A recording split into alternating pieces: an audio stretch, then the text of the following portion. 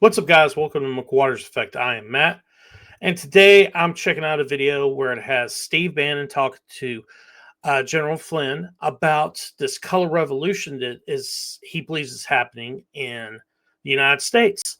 And he believes the operator of this color revolution, he has a name. We're going to go ahead and check out this video so you can hear what the name is. I think you're not going to be surprised by it. And I tend to agree in a way. There is some kind of revolution going on in the United States, or they're trying to push it, especially when it comes to the Democrats after the Seditious Six video came out, and also what happened in D.C. You know, I think all this stuff is connected because it all seems to be revolving around the CIA. But guys, before we get to the video, I need you to hit that like button, comment, and share this out to everybody. All right, let's go ahead and check it out. So you're saying the date was chosen, or this guy was used for a color revolution. One, tell the audience, what do you mean by that, and who's in charge? Who's in your best thinking, who's driving this color revolution against the people and the sovereignty of the United States? Yeah, I think that right now, when we have to really take a hard look at what happened all the way back to 2016 under Obama, and I think that Obama is still in the mix here. I think the operational commander on the battlefield here in the United States of America is John Brennan. I believe that. I mean, that's my gut. You know, I completely agree with them. It makes sense, especially if you look at the 6 people that are involved in that video about this Seditious Six. One of them is Slotkin, the senator from Michigan. She was the apprentice of John Brennan, and it fits all the things you would want to see when it comes to a CIA op. I think that there's enough indicators out there for the types of activities that you look at what John Brennan has said, what he's been talking about. I do think that Obama is a part of the command structure. When we talk about, I'm putting it into military terminology, but I believe that that's part of the command structure. There is an international component to this. I call it the axis of resistance. The axis of resistance essentially consists of communists, both that are emanating from the CCP's control, but also communists inside of our country. I mean, you know, if people don't believe that there's communists in Congress, you know, go look at the way that they voted to get rid of socialism. I mean, what it was, 92 didn't vote against socialism as part of the functioning parts of our government. I mean, so you got communism, you've got Islamism. Hell, they just elected one when it comes to communism and Islamism in the city of New York City as mayor. We shouldn't be surprised by that. And then half of the Democrat Party in Congress being communist, not surprised. You've got these narco cartels, these terrorist groups that are also part of this. It's not just Hamas and Hezbollah.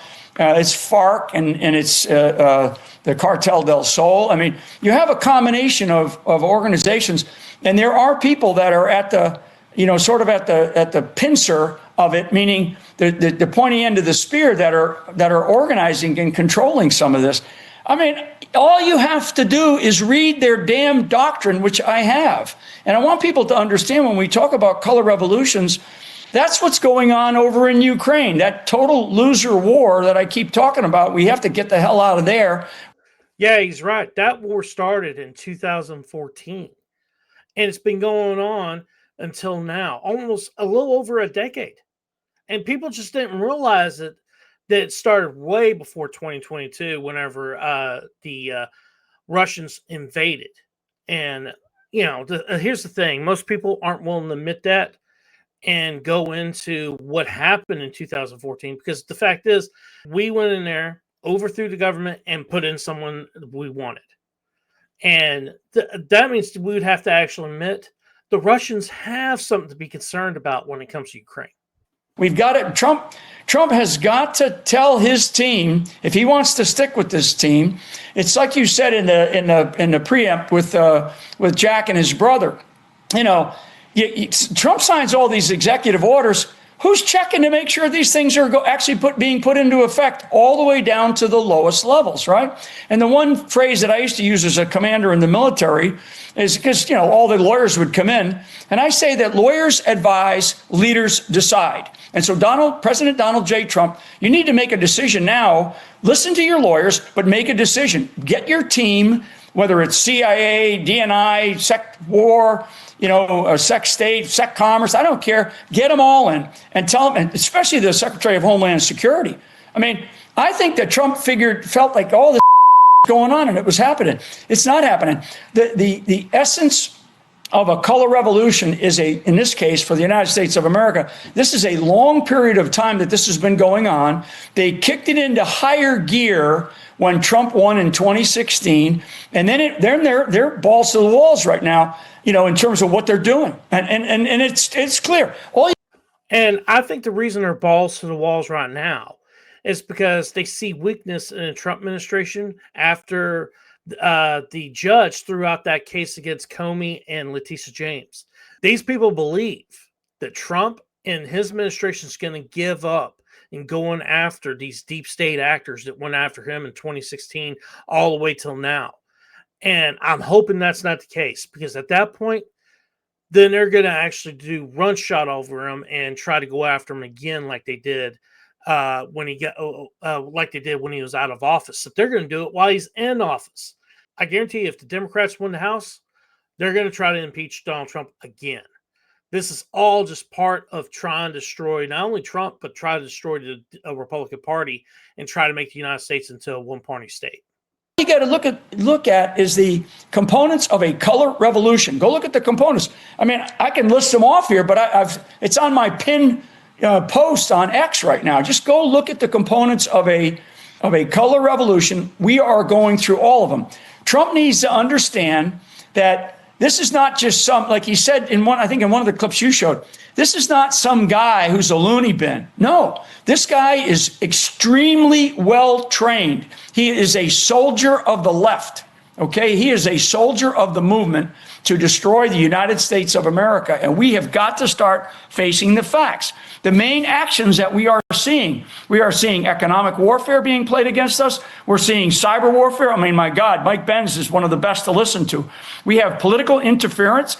Most people, Steve, don't know about what's called I wrote it down here, the New Virginia Majority, right? There's a name, Tram Nyan, New Virginia Majority. This is a communist movement inside of the United States to make sure that they get as many people that are communists running at the local level, school boards on up, right? And then we have what's called, within the color revolution, you have what's called contrived cultural shifts. And that's this whole Islamification of the United States of America in different places of the country. I mean, we have the problem right here in Florida. I'm down here in Florida right now. It's not just in Florida. It's not just in Dearborn. It's not just in Houston with the Epic City. Steve, this is a creeping like a cancer that is coming into our country. Yep. Islam is not compatible with Christianity, and Sharia law is not compatible with constitutional law. We cannot have either. I completely agree with General Flynn on this. The thing is, you have people like Glenn Beck, who was calling that this was going to be happening almost 2 decades ago, and everybody thought he was crazy and called him a kook and so on and so forth. And look what's happening now. He has been right. There's a unification right now, or an alliance between the Muslims and the communists in the United States, as well as worldwide, to take out the West. And that's exactly what this color revolution that he's talking about is happening. And it's being led, in his opinion, which I tend to agree with him, by Brennan. He's the one that actually set up that whole video that they made, the Seditious Six, and set up the actual script for it. Now, now you have Ruben Gallego, who goes on CNN and actually admits that there's a script. And the thing is, if you look at it, it fits everything with the CIA and their MO in the United States. The 51 intel agents that went against Trump when it comes to the Hunter Biden laptop. And then you have also another CIA op that supposedly Russians had bounties on American soldiers in Afghanistan, and so on and so forth. It's all part of the same thing. You're seeing just redone again for Trump's second term. And the thing is, what scares me more than anything else, I'm not sure if Trump actually realizes it or not. And I'm hoping he's listening to General Flynn and taking this information in, because if he doesn't do something, first thing that's going to happen is he's going to lose the midterms. The second thing is they're going to try to impeach him, get him out of office, or try to convince someone to use the 25th Amendment in his administration. And let's just say, I don't trust anybody in his administration. You know, I know some people are like, oh, these guys are great. True. That might be true. But some of them are willing to take Trump out with the 25th Amendment so they can move up in the ranks. And not only that, so they can get in good with the mainstream media and the Democrat Party, because they think probably at some point or another, the Democrat Party is going to make this country in a one-party state, and they want to be in on it. That's just how I look at it, guys. If y'all have a different opinion, comment down the bottom, let me know. But also, please hit that like button and share this out to everybody.